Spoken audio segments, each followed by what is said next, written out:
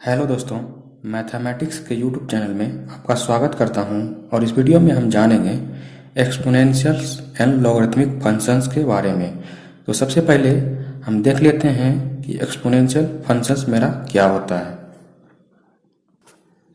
Okay, एक ऐसा functions जो y इक्वल टू ए पे पावर x के फॉर्म में हो।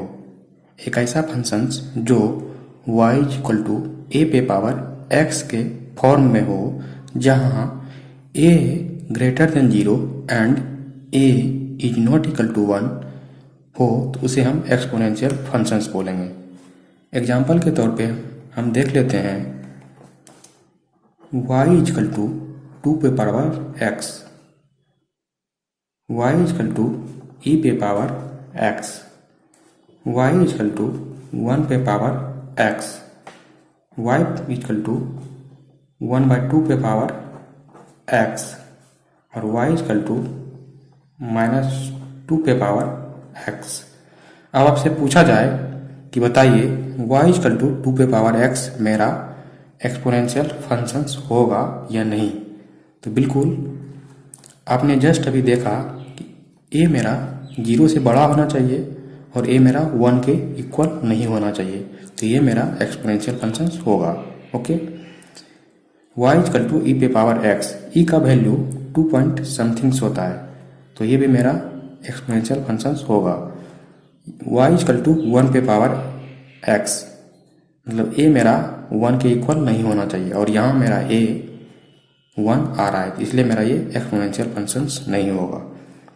y इक्वल टू 1/2 पे पावर x, यह भी मेरा एक्सपोनेंशियल फंक्शन होगा क्योंकि a जो है मेरा 0 से बड़ा है और यहाँ पे a मेरा 0 से बड़ा नहीं है, निगेटिव में आ रहा है, तो ये मेरा एक्सपोनेंशियल फंक्शन नहीं होगा। ओके, अब एक्सपोनेंशियल फंक्शन का ग्राफ क्या होता है। ओके, y इक्वल टू ए पे पावर x का ग्राफ हमें ड्रॉ करना है। जब a का वैल्यू 0 से बड़ा हो तो इसका ग्राफ कुछ इस तरह से होगा।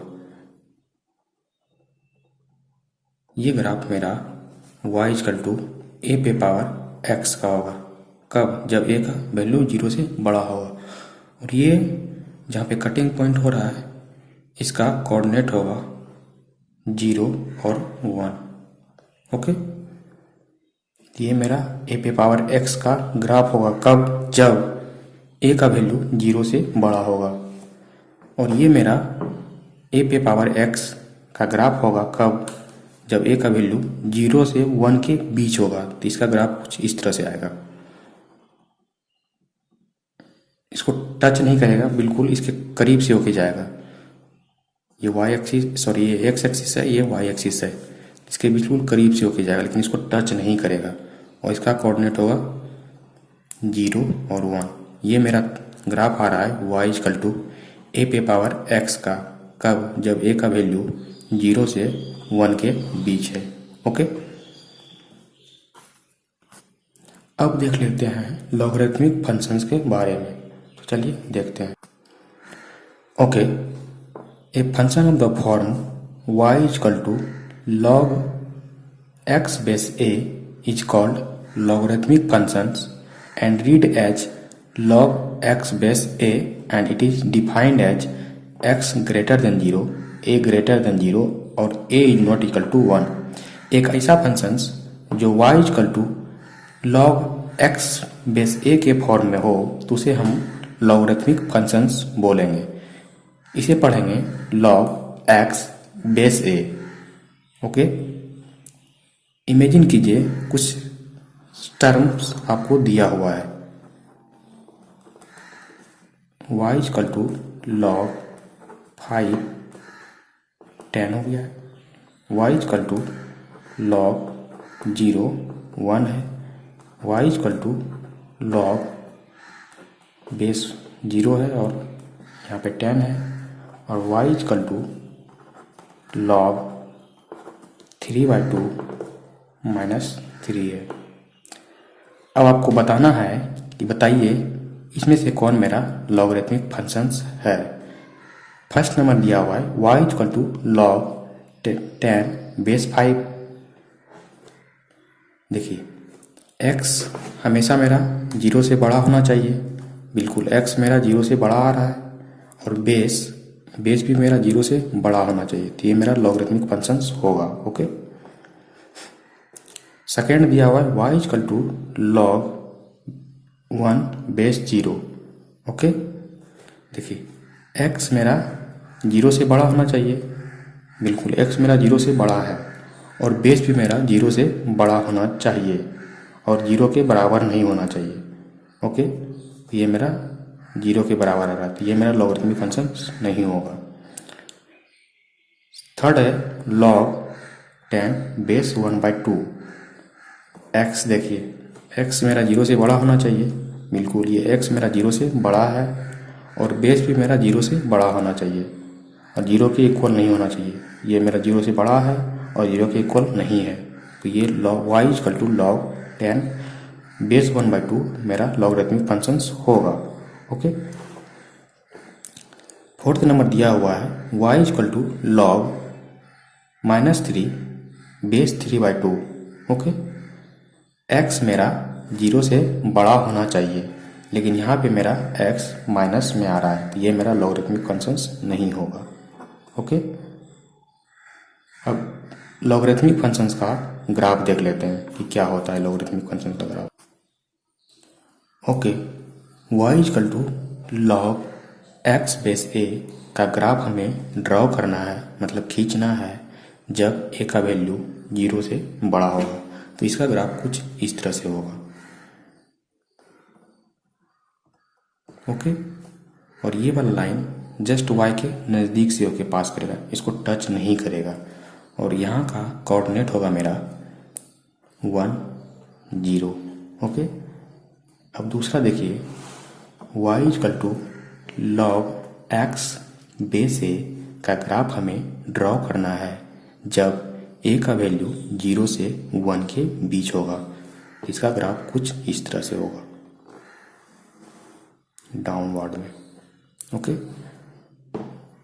ये लाइन मेरा y को सिर्फ पास करेगा, मतलब पास से होके गुजरेगा, इसको टच नहीं करेगा, और इस पॉइंट का कोऑर्डिनेट मेरा 1 0 होगा। ओके, अब लॉगरिथमिक फंक्शंस का कुछ प्रॉपर्टी देख लेते हैं जिसका यूज हमें प्रॉब्लम बनाते समय करना होता है। Properties of logarithmic functions. पहला नंबर मेरा दिया हुआ है log x base a is equal to n रहे तो हम इसे a पे power n is equal to x लिख सकते हैं। एक क्वेश्चंस मेरा दिया हुआ है log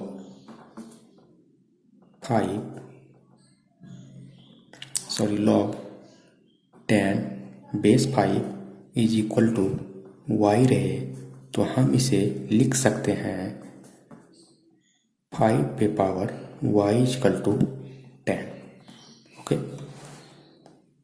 okay, log 10 base 5 is equal to y रहे तो हम इसे लिख सकते हैं 5 पे power y equal to 10।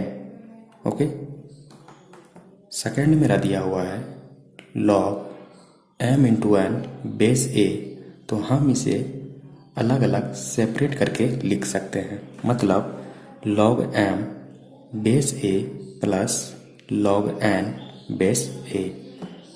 Questions दिया हुआ है मेरा log 1/2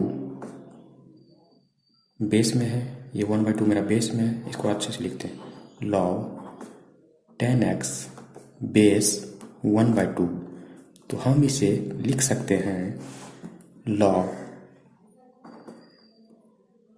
10 base 1/2 plus log x base 1/2। Okay, तीसरा नंबर मेरा दिया हुआ है log m/n बेस a तो हम इसे log m base a minus log n base a लिख सकते हैं। इमेजिन कीजिए log 5 बेस में है मेरा और यहाँ पे 3/2 है, तो हम इसे लिख सकते हैं log 3 base 5 minus log 2 base 5। Okay. Fourth number मेरा दिया हुआ है log x पे पावर m बेस a, तो हम इसे m को पीछे भेज देंगे और सारे को जैसा है वैसा लिख देंगे।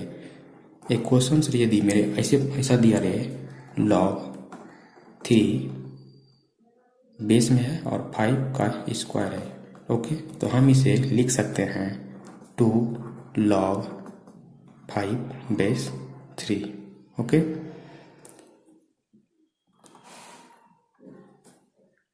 फिफ्थ नंबर मेरा दिया हुआ है log a बेस a, तो हम इसे 1 लिखेंगे। यदि मेरा वेरिएबल और बेस इक्वल रहे तो हम उसे 1 लिख सकते हैं। तो इमेजिन कीजिए log बेस 10 है और ये मेरा 10 है, तो हम इसे 1 लिखेंगे। ओके। 6 नंबर मेरा दिया हुआ है log x बेस a पे पावर m, तो हम बेस a पे पावर जो m होता है उस m को बाहर कर देंगे। ये बाहर हो गया 1/m और log base a log x base a लिख दिए। इमेजिन कीजिए log 10 3 पे पावर 2 है, ओके, बेस 3 पे पावर 2 है, तो हम इसे लिखेंगे 1/2 log बेस 3 10। ओके।